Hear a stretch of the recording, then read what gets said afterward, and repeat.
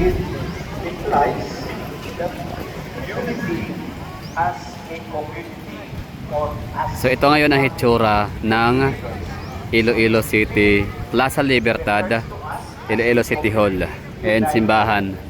So yung nanay ko kasi since ano siya Roman Catholic, no, talaga yung nanay ko yan, solid yan, kaya andyan siya ngayon pumasok. Dahil may parang pamisa. first to our vision. So, number one, unity Nice. as a community Talavera. or as a people. Every time that we gather may bayad as a pala. community of believers, Exhibit. Tapos di ko alam bakit may mga certain areas na hindi pwede pasukan. Place of the grass. Okay, para hindi maano, no. Hindi maapak-apakan tamatay yung mga tawag nito. Yung mga damo. So, may mga tao dito nakaupo, madami. So ito yung itsura ha. Latest update tayo dito, Iloilo City, Plaza Libertad, simbahan. Ano pala simbahan? Santo Niño Church. Okay.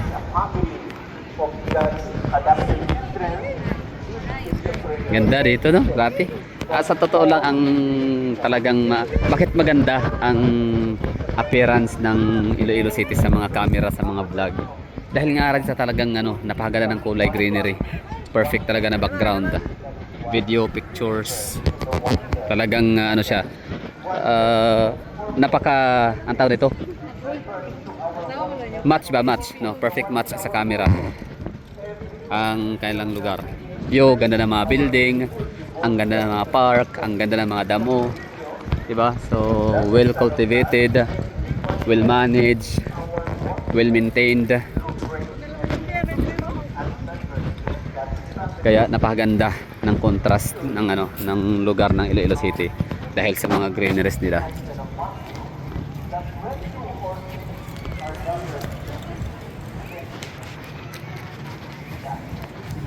So yun lang ano ha, update natin dito ngayon sa siyudad ng Iloilo City, particular sa may Plaza Libertad, kung saan matatagpuan ang kanang City Hall and wait lang, City Hall ba to?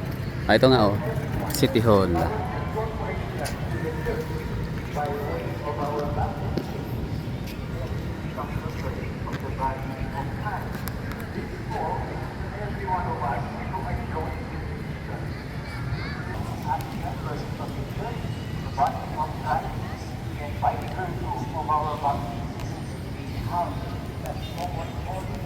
Ikot-ikot lang tayo dito sa Plaza Libertad. Ilan ba ang park meron ng Iloilo City? Haro, Molo, Plaza Libertad. Sa pagkakalok marami, pati nga yung River Esplanade, no, may ituturing na rin silang park, plaza.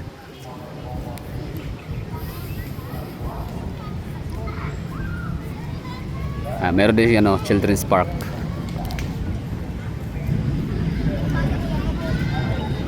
No, ganda no, ang lugar no.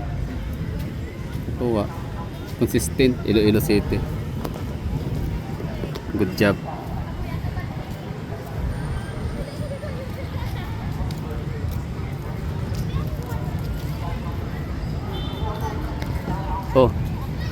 Sa Haro Plaza, bawal ang magbitbit ng mga aso. I mean, hindi yata bawal, basta meron lang diaper. Pero yung kay ma'am, walang diaper ang kanyang pit. Yan. So baka hindi dito implemented, no, hindi strict ang maintenance or management sa Plaza Libertad.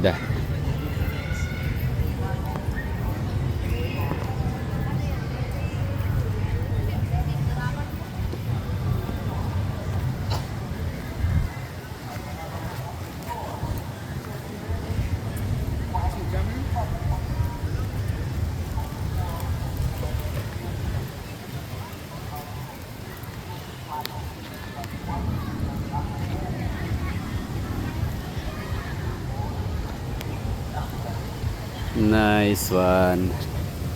Galing. Nakatuwa na bilang Pilipino, bilang isang tao, no, 'di ba, happy tayo na makita ng lugar na kung saan ang mga tao ay payapang na mahinga, mayapang na mahinga, hindi. Nagpapahinga. Sorry. Hindi na mayapa, hindi rin na mahinga ha. Kundi nagpapahinga ng payapa sa plaza na kagaya nito na maganda. Magandang plaza. Oh. Ganda oh. Galing. Grabe, Instagramable, picture perfect na lugar.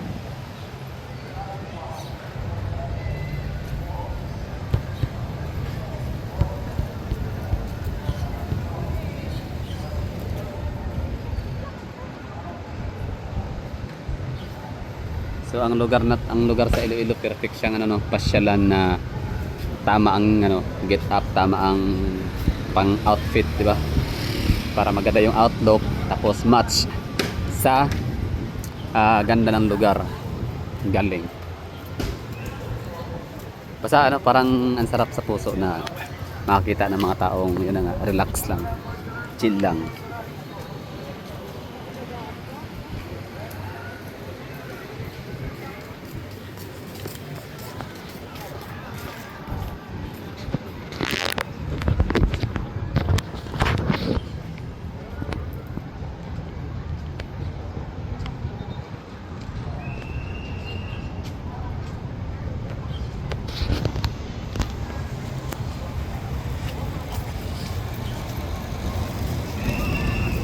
Yan o, biskotso. So, padala tayo niyan sa Davao. Sarap ng biskotso na yan. Partner sa kape. Wow. Ganda.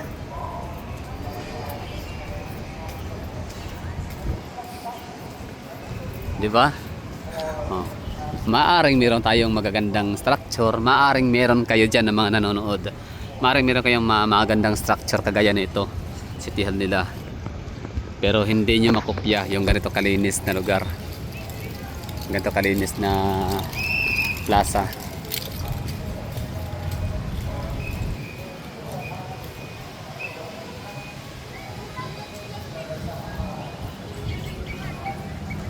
So ang mayor ngayon dito hindi na si Mayor Treñas.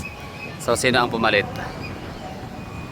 Hindi siya tumakbo dahil sa siya ay natapos sa third term, hindi na allowed, or natalo siya. May ano nga dyan, may comment.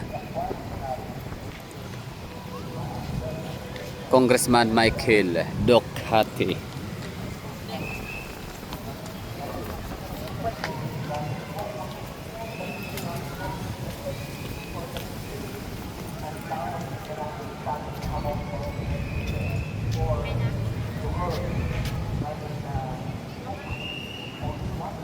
Ha? Ito yung update, latest na hitsura ng Plaza Libertad, January 23. Ano, 22 ano pa, 24 bukas, 24 ngayon. So January 24 2026.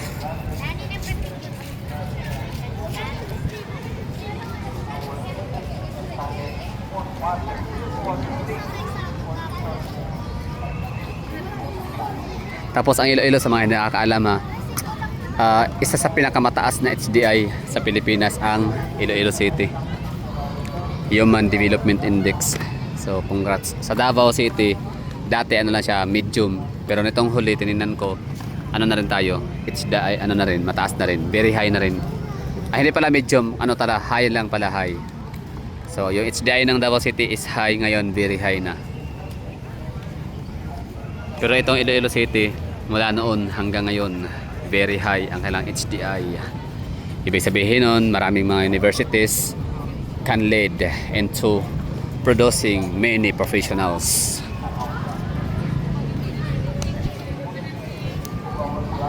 So pag maraming professionals, ibig sabihin, mas matatalino ang mga tao. Mas educated ang mga tao, mas mababa ang populasyon kasi hindi sila anak ng anak ng marami. Yan ang sana ganun, no?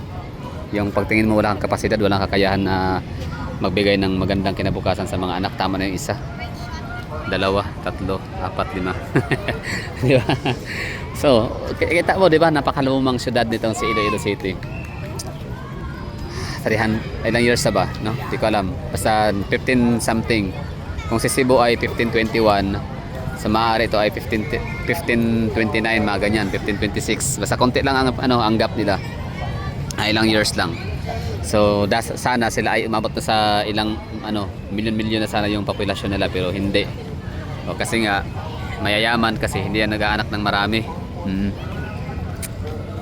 Control yan, kasi alam nila hindi sila bobo, hindi sila ignorante, hindi sila inosente, na hindi nila alam na mahirap mag-raise ng maraming anak, mahirap mag-maintain ng maraming anak. Oo. I mean, mahirap mag-maintain ng mag-maintain. Tama.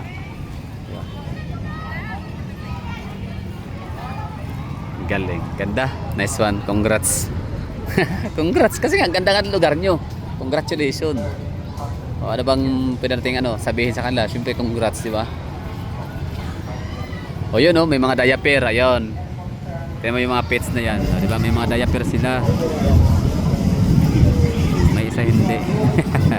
Ang cute.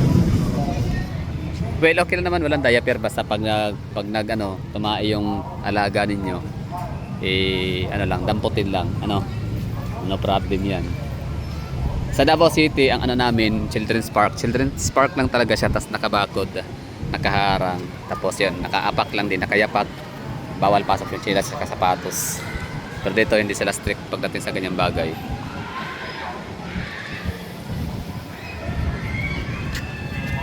Oy, Plaza Libertad pa lang to, ha. Pero syempre special kasi nga siya. Sa lahat ng plaza sa Iloilo City, ito na yata isa sa mas special or pinaka-special na yata siguro to, kasi nga City Hall. Malapit, no? Tapat lang, harap.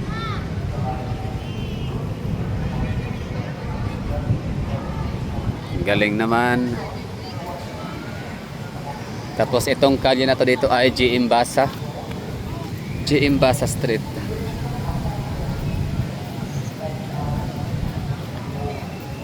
So time check tayo, alas 4:28 na. Tapos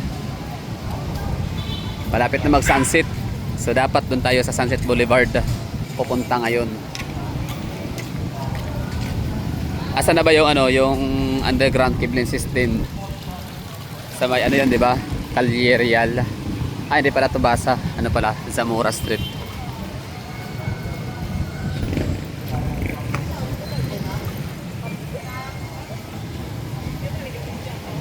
Ang galing. So okay na tayo na. We're done. So solved na. Yan pet nila. May mga diaper.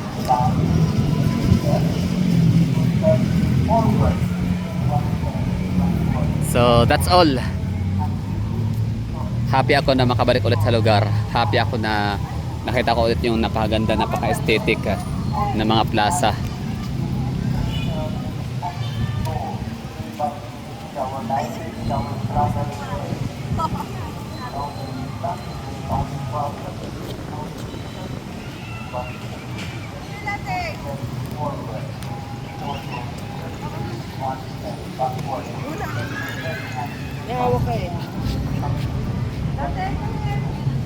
Ayun tumae.